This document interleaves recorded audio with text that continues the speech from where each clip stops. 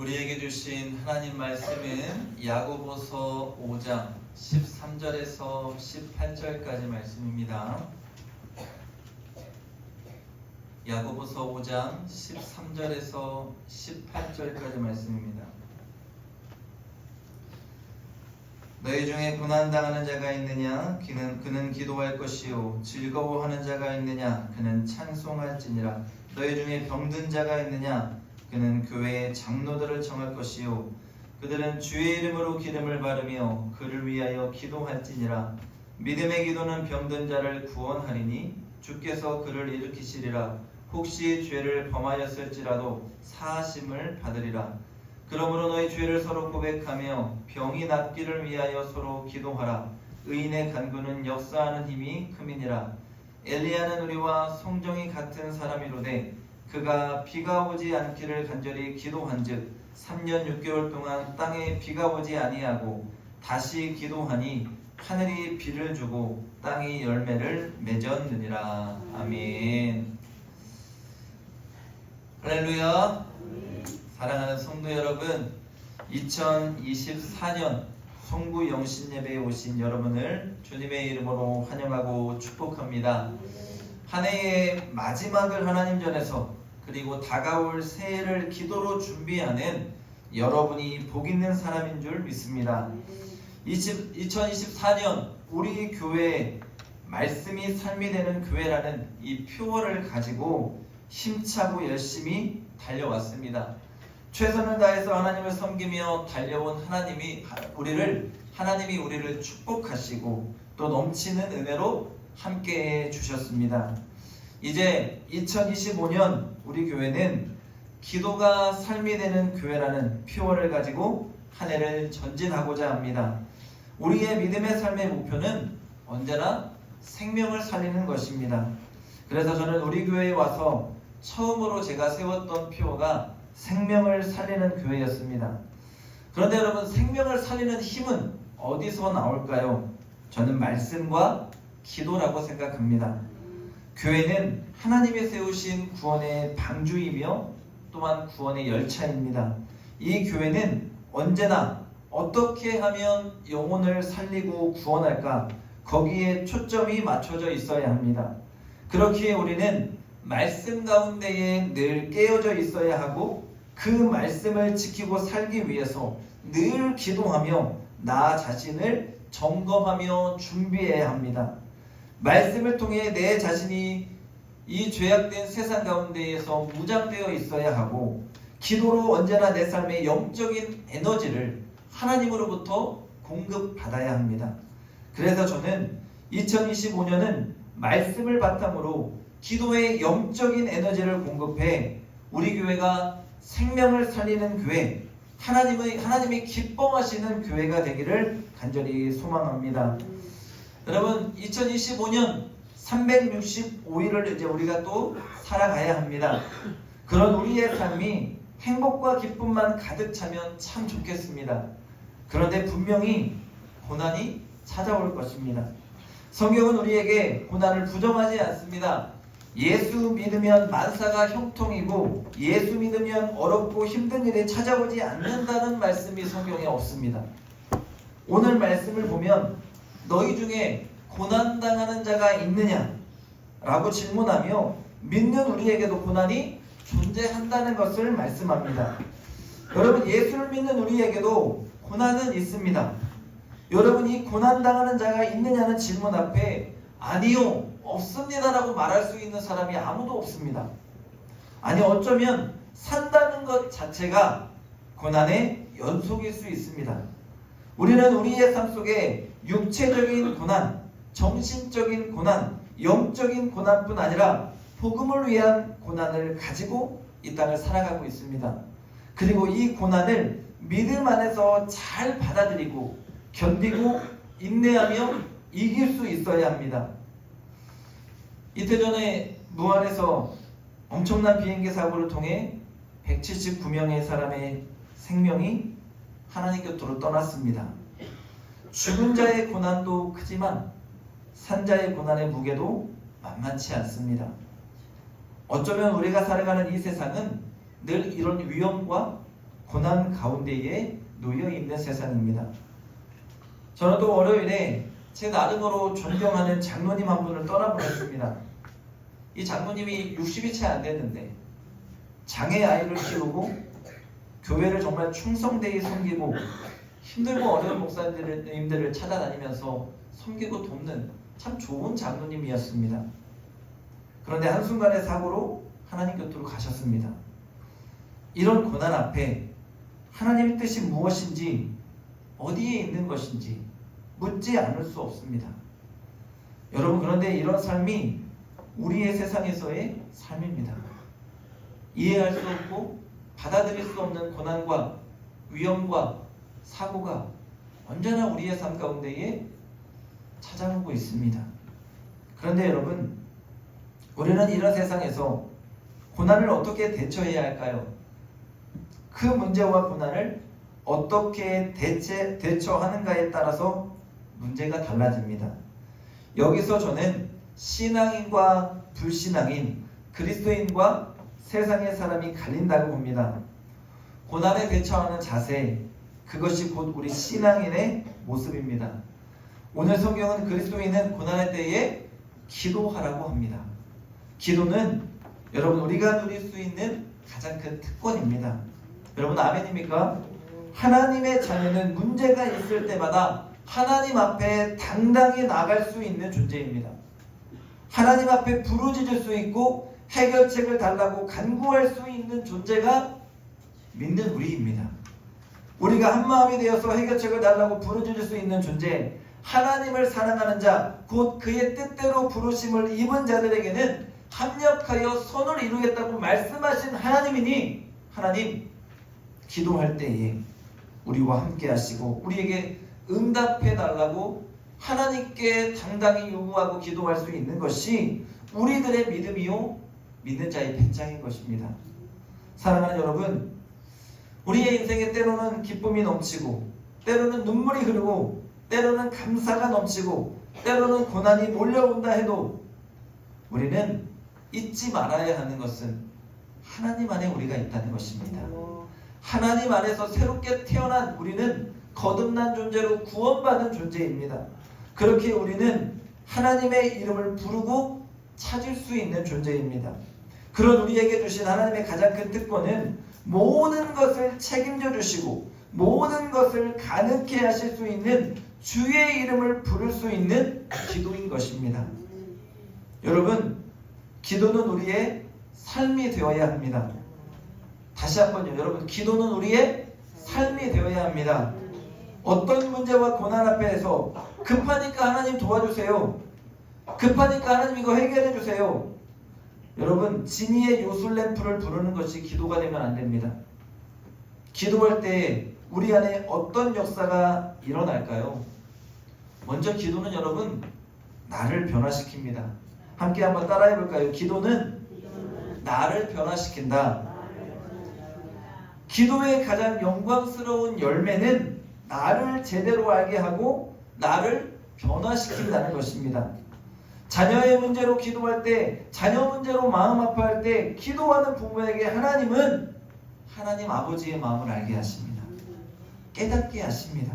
그리고 하나님의 도움 없이는 자녀의 어떤 것도 내 마음대로 할 수 없다는 것을 깨달아 알게 하십니다.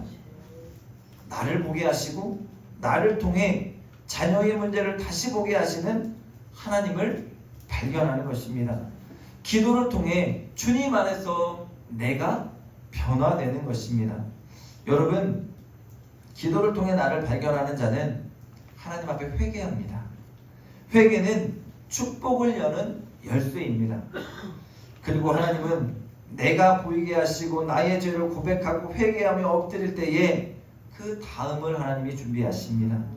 회개는 막힌 담, 하나님과 나와의 막힌 담을 허물게 하시고 나를 새롭게 하십니다. 그리고 회개를 통해 하나님 앞에 다시 나를 바르게 세우게 하십니다. 그러니 여러분, 우리가 기도해야 합니다.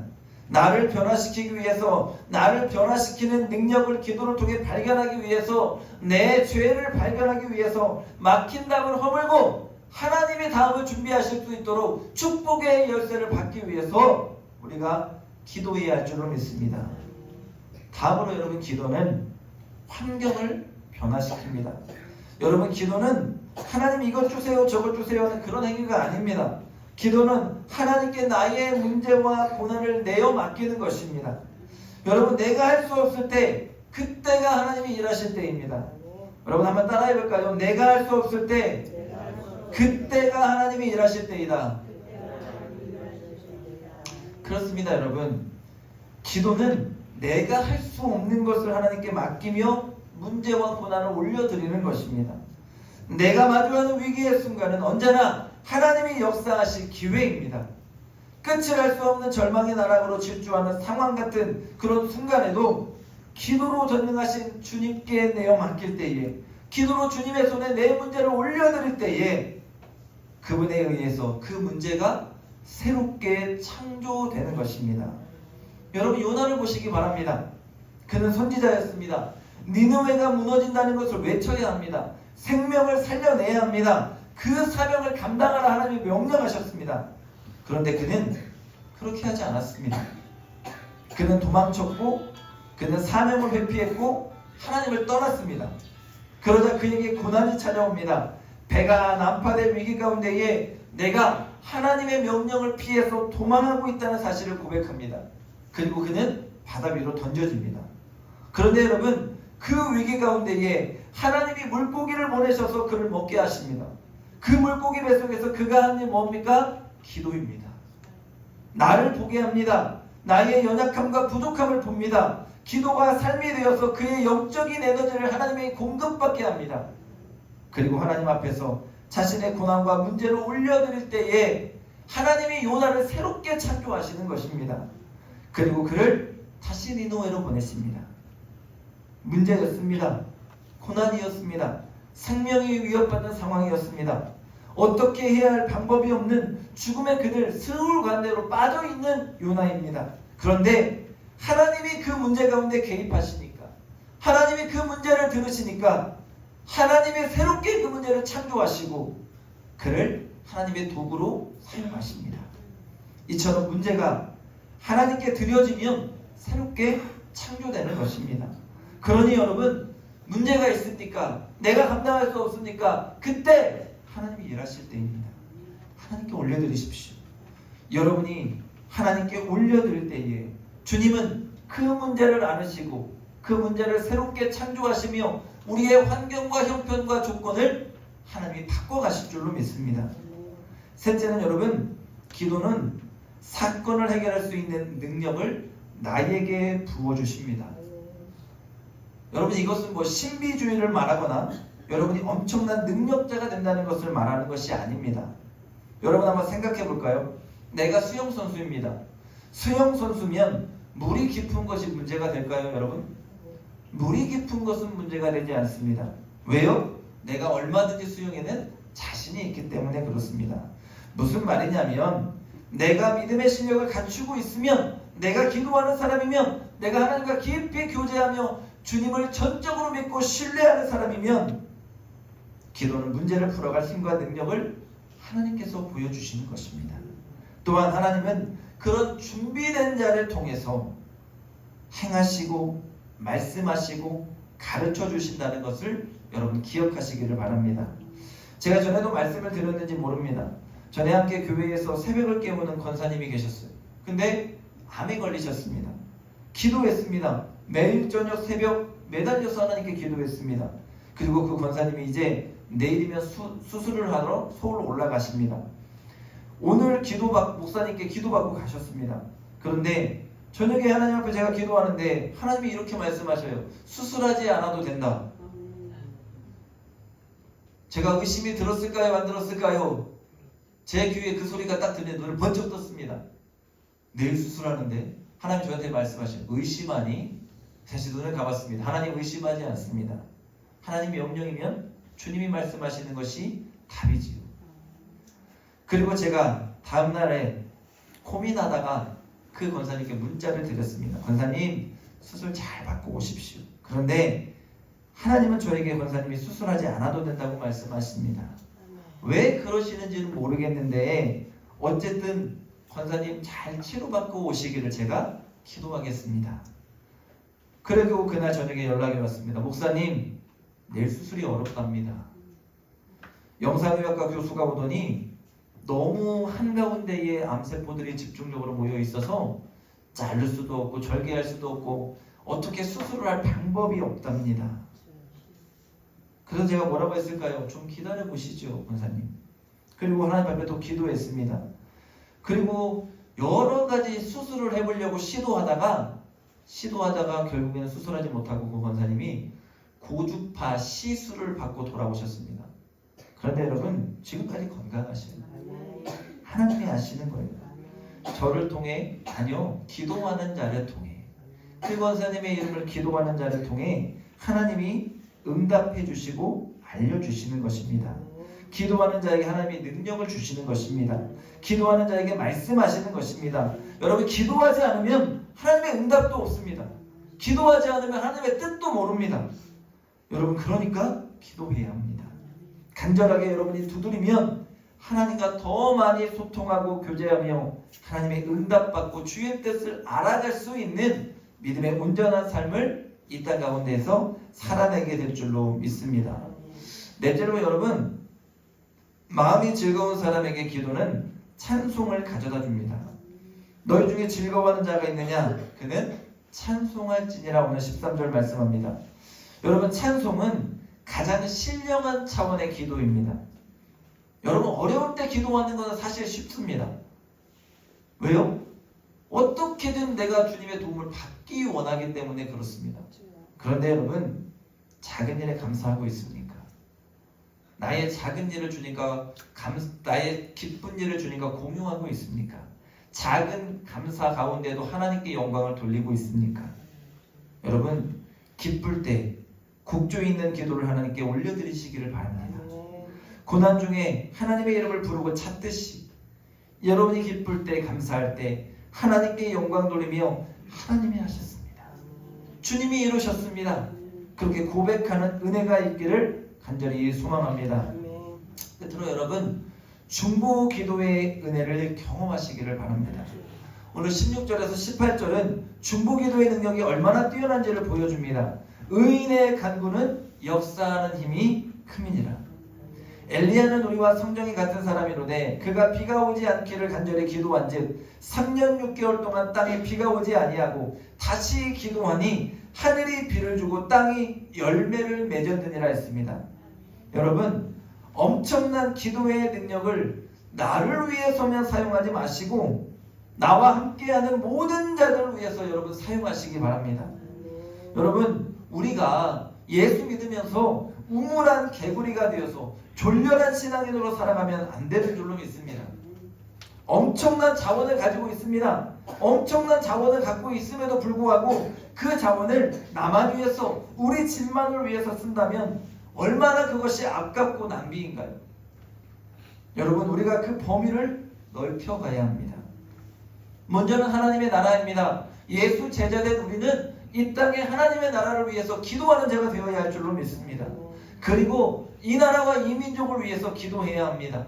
이 나라와 이 민족이 하나님의 영광을 드러내는 나라, 평화 통일의 나라, 이 땅 가운데에서 정의와 공의가 펼쳐지는 나라가 되게 해달라고 기도해야 하는 줄로 믿습니다. 그 다음은 우리가 살고 있는 지역사회를 위해서, 우리 교회를 위해서, 그 다음은 우리의 이웃들을 위해서, 그 다음은 나의 가정과 자녀들을 위해서, 그리고 그 다음이 나를 위해서입니다. 점점 기도의 범위를 좁혀가면서 여러분, 기도의 범위를 넓힐 수 있는 은혜가 있기를 원합니다. 왜요? 하나님은 그만큼의 능력의 하나님이시기 때문입니다. 기도의 능력이 멀리 퍼져나갈 수 있게 우리가 간절히 하나님 앞에 쓰임받는 중보 기도자가 될 수 있기를 주의 이름으로 간절히 축원합니다. 여러분, 내가 기도할 때에 하늘이 열릴 줄로 믿습니다. 내가 기도할 때에 하늘이 다시 닫히는 은혜가 있을 줄로 믿습니다. 기도하는 한 사람이 우리 교회를 살립니다. 내가 기도할 때에 하나님이 일하실 줄로 믿습니다. 내가 기도할 때에 하나님이 이 나라를 살리시고, 내가 기도할 때에 이 지역사회에 죽어가는 영혼을 하나님 살리시고, 내가 기도할 때에 내 이웃이 구원받는 역사가 일어나게 될 줄로 믿습니다. 그러니 여러분, 기도의 능력을 믿으시고 기도하는 삶을 살아내는 우리 모두가 될 수 있기를 주의 이름으로 간절히 축원합니다. 제가 늘 말씀드리지만 저는 새벽을 깨우며 기도하는 분들 또한 금요기도회에 나오셔서 함께 기도하는 분들이 우리 교회를 살린다고 믿습니다. 여러분, 기도는 사역입니다. 여러분, 기도하는 사역자가 되시기를 바랍니다. 어르신들은 이렇게 말씀하셔요. 목사님, 저는 나이 먹어서 할 수 있는 게 없어요. 건강도 안 좋고 교회 나오는 것도 힘들어 죽겠는데 뭘 하겠습니까? 이런 말씀을 하셔요. 네, 아닙니다, 여러분. 그분들이 삶의 자리에서 교회를 놓고 기도해야 합니다. 내가 일하지 못하고 내가 움직이며 어떤 일을 행할 수 없는 건강이라도 할 수 있는 것은 집에 앉아서 교회를 위해서 기도하는 거예요. 집에 앉아서 성도들의 이름 부르며 기도하는 겁니다. 교회를 위해서, 성도들을 위해서, 나의 지역사회를 위해서, 이웃들을 위해서 기도하는 거예요. 그 기도의 사명을 하나님은 누구에게나 주시는 줄로 믿습니다. 오늘 그렇게 기도하는 자를 통해 이 하나님의 교회가 세워진 줄로 믿습니다. 2025년 우리 교회는 기도가 삶이 되는 교회가 되기를 원합니다. 여러분, 기도합시다. 저도 여러분도 뜨겁게 기도합시다. 하나님이 그 기도를 통해 일하실 것입니다. 병든 자도 구원할 것이고 우리의 죄악도 깨달아 알게 하실 것이고 우리의 고난과 문제 가운데도 개입해 주실 것입니다. 우리가 기도를 우리의 사명으로 알고 매일의 삶 가운데에 그 기도의 사명을 온전히 바르게 감당해 나아갈 때에 2025년은 하나님의 놀라운 일들로 크고 은밀한 일들을 보이시는 하나님을 발견하며 만나는 한 해가 될 줄로 믿습니다. 그런 믿음으로 2025년을 여러분 기대하고 준비하며 나아가는 저와 여러분의 삶이 다 될 수 있기를 주의 이름으로 간절히 축원합니다. 이 시간 여러분, 우리가 합심하여서 기도하기 원합니다. 하나님, 2025년 우리 맹산교회를 책임져 주옵소서. 우리가 기도하는 교회, 기도하는 성도가 되게 하여 주옵소서. 이 시간 말씀을 들었사오니 하나님께 기도하고 소통하고 교제하며 나를 발견하고 나의 죄를 회개하고 나의 문제를 하나님께 올려드리는 삶을 살게 하여 주옵소서. 여러분, 다같이 주여 삼창 부르시고 2025년의 삶을 놓고 함께 통성으로 기도합니다. 주여, 주여, 주여. 아버지 하나님 감사합니다. 거룩하신 아버지 하나님, 2024년 우리의 삶을 지켜주시고 한 해를 마무리하며 주 앞에 나와 신령과 진정으로 예배드리며 주님의 말씀을 듣게 하시고 다가올 새해를 말씀 가운데 준비하게 하시니 감사합니다. 주님, 2025년 우리의 삶이 기도가 삶이 되는 삶이 되게 하여 주옵소서. 우리 교회가 기도가 삶이 되는 교회가 되어서 늘 깨어 주님과 소통하고 교제하며 앞서가시는 주님을 발견하고 주와 소통하고 교제하며 주님 붙들고 승리하는 우리 모두의 삶이 될 수 있도록 축복해 주시옵소서. 감사드리며 예수님의 이름으로 기도합니다.